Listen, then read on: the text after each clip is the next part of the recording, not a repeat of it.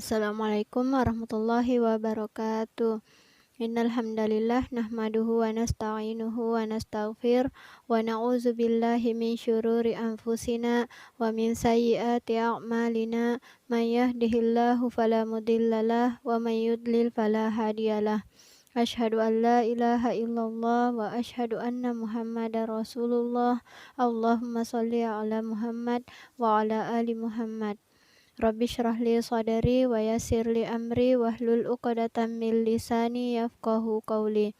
Alhamdulillahirabbil alamin. Segala puji bagi Allah yang telah memberikan kita kesehatan, kesempatan dan berjuta kenikmatan lain yang tidak dapat kita hitung sehingga kita kembali dipertemukan pada hari ini dalam kegiatan tadarus sebagai kegiatan penutup pada hari ini.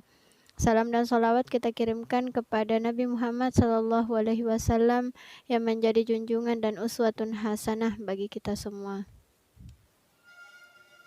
Anak-anakku sekalian, pada pertemuan hari ini dan insya Allah pada pertemuan-pertemuan selanjutnya kita akan membaca surah Al-Mulk.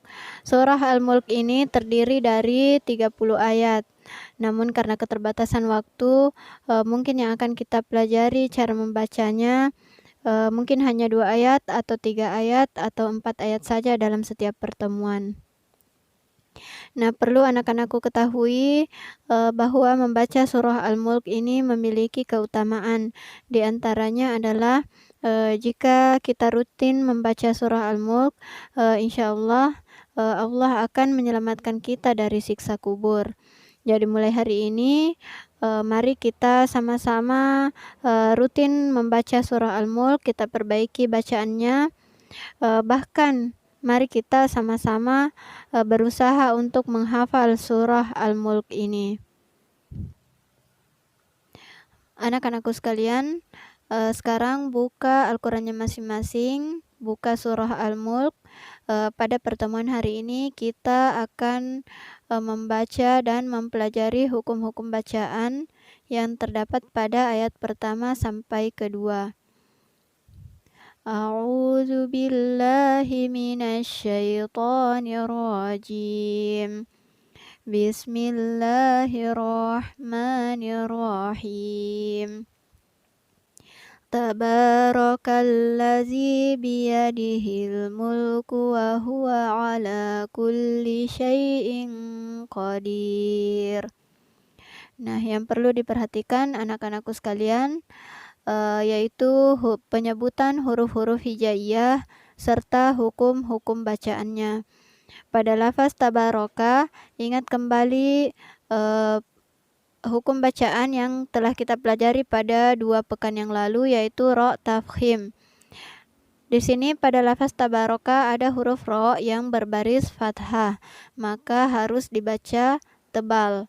Jadi kurang tepat jika kita membacanya tabaraka, tapi yang benar adalah tabaraka. Kemudian menggunakan juga huruf kaf ya, bukan huruf qaf. Jadi bukan tabaraka, tapi yang benar adalah tabaraka.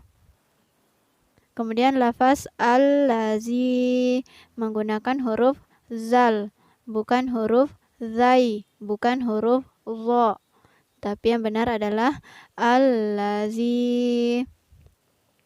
Kemudian lafaz biyadihi menggunakan ha tebal, bukan ha tipis atau ha lembut. Kemudian lafaz al-mulku menggunakan huruf kaf ya, bukan huruf qaf. Jadi kurang tepat jika kita membaca al-mulku, tapi yang benar adalah al-mulku. Kemudian wa huwa menggunakan ha tebal, bukan ha tipis.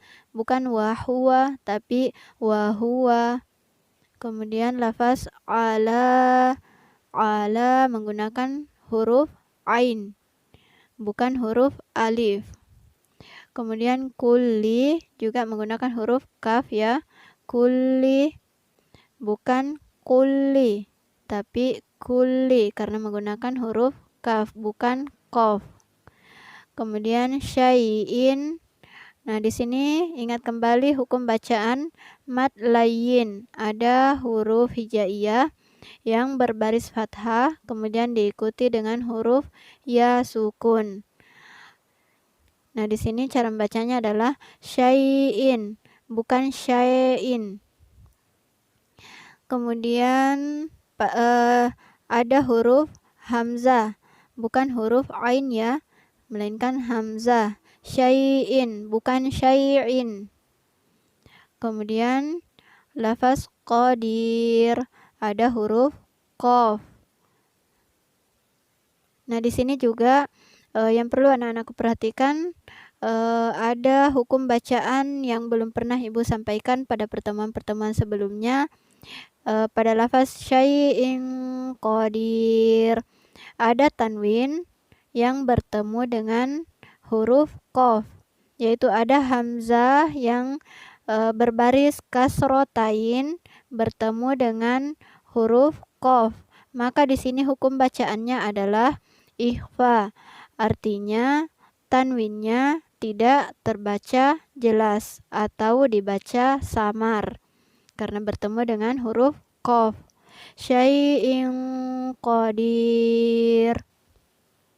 Jadi kurang terbaca jelas atau dibaca samar. Kurang tepat jika kita membacanya syai'in qadir, tapi yang benar adalah dibaca samar. Syai'in qadir. Sekarang ayat yang kedua.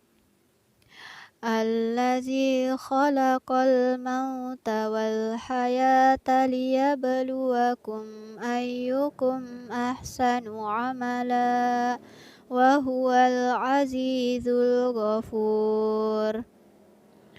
Nah, di sini pada lafaz allazi sama tadi dengan di ayat yang pertama menggunakan huruf zal. Kemudian khalaqa menggunakan huruf kha dengan huruf qaf. Al-mauta, ingat kembali hukum bacaan mad layyin, yaitu apabila ada huruf hijaiyah yang berbaris fathah, kemudian diikuti dengan huruf waw sukun. Al-mauta. Kurang tepat jika kita membaca al-mauta, tapi yang benar adalah al-mauta wal hayata. Di sini ada huruf ha tipis dan ta biasa ya, bukan huruf to. Wal hayata. Kemudian pada lafaz liyabluwakum. Nah, di sini ada huruf ba yang bersukun di tengah ayat, maka berlaku hukum bacaan qalqalah. Huruf ba-nya harus dibaca memantul. Liyabluwakum. Jadi kurang tepat jika kita membaca liyabluwakum, tapi yang benar adalah dibaca memantul huruf ba sukunnya. Liyabluwakum. Kemudian lafaz ayyukum menggunakan huruf kaf.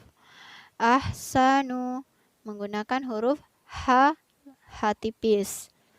Kemudian lafaz amala menggunakan huruf ain. Jadi bukan huruf alif ya, bukan amala, tapi amala. Kemudian pada lafaz wahuwa sama tadi dengan di ayat pertama menggunakan ha tebal, wahuwa. Kemudian pada lafaz al-azizu. Nah, di sini perhatikan penyebutan hurufnya, ada huruf ain, ada huruf zai. Al-azizu. Jadi bukan zal ya, bukan al-azizu, tapi al-azizu menggunakan huruf zai. Kemudian lafaz al-ghafur. Nah, di sini saya kira tidak ada masalah ya. Nah, sekarang kita coba ulangi kembali supaya kita lebih mahir membaca ayat 1 dan ayat kedua ini. Bismillahirrahmanirrahim. Tabarakallazi biyadihil mulku wa huwa ala kulli syai'in qadir. Allazi khalaqal mauta wal hayata liyabluwakum ayyukum ahsanu amala wa huwal azizul ghafur. Baik anak-anakku sekalian, demikian pertemuan kita pada hari ini.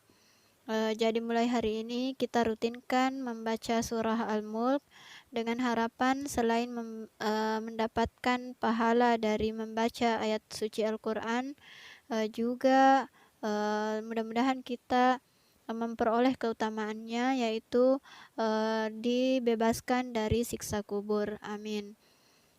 Dan selain itu kita juga sama-sama berusaha menghafal surah Al-Mulk ini sedikit demi sedikit.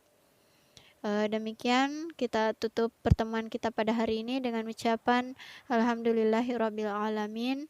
Subhanakallahumma wa bihamdika asyhadu an la ilaha illa anta astaghfiruka wa atubu ilaik. Wassalamualaikum warahmatullahi wabarakatuh.